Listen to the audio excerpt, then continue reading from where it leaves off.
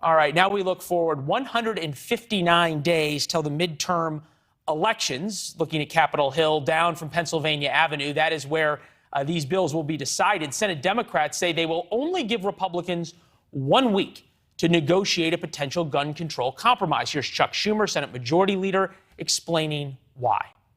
We know all too well the vice grip that the NRA and the MAGA wing hold over the GOP, and we have been burned in the past.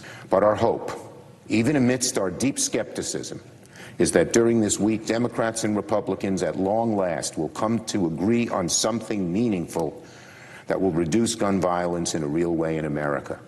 If these negotiations do not bear fruit in a short period of time, the Senate will vote on gun legislation.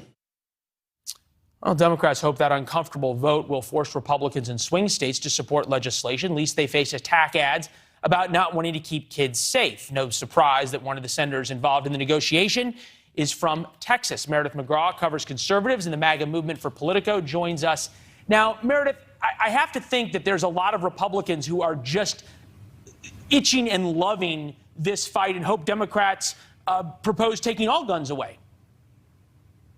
We've certainly seen a lot of blowback from conservatives on Capitol Hill, particularly in the House, to Speaker Pelosi's proposal that would do things like ban assault weapons or ban gun magazines over 10. But I think raising the age to purchase assault weapons. But I do get the sense that there is right now this moment of kind of cautious optimism among some Republicans in the Senate that they might be able to move the ball forward with things that there does seem to be bipartisan support for, things like tackling mental health issues, strengthening school security, expanding background checks, and readdressing red flag laws. But Republicans have made it clear that banning guns or taking away, taking away certain weapons or whatever. I keep coming back to you're watching both sides set up these dichotomies. Here's, for example, Eric Swalwell, a Democrat of California.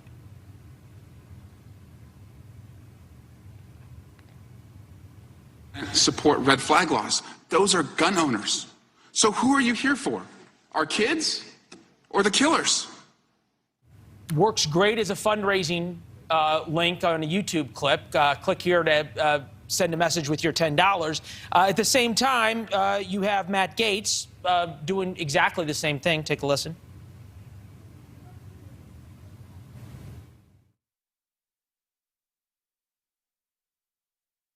That perhaps outrage isn't the most responsible and pensive way to write a bill, to address a problem. The beginning of that statement was my colleagues asked the question, where is the outrage? Perhaps outrage isn't the most responsible way to address the problem. From a Republican standpoint, do they gain any points with the MAGA crowd by compromising on any of these issues?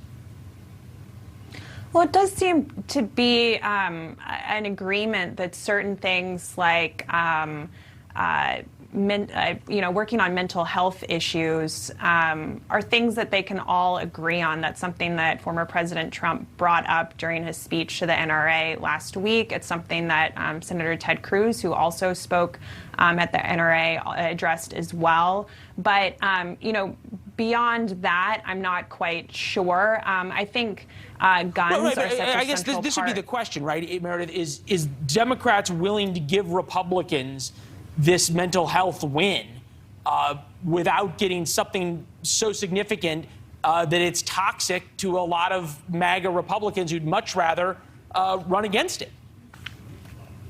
I'm not quite sure. And I will be quite interested in hearing what President Biden does say tonight, if he is able to address some of these areas where there could be compromise, or if he will go ahead with things that he has talked about supporting, including an assault weapons ban or magazine restrictions, things like that.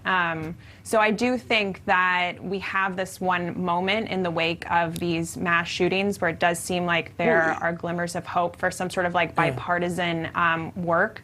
But not to sound cynical, we've seen these moments pass again and again.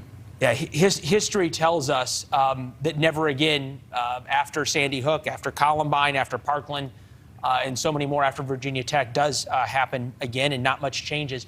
Meridth, thank you very much. We appreciate it. Meridth obviously covering this for Politico tomorrow morning. Live look at the White House. We look now towards the South Lawn and see if Marine One has landed. President Biden speaks in about 10 minutes, and then he heads to Delaware after that. George Will next on if President Biden has anything politically to gain from compromise.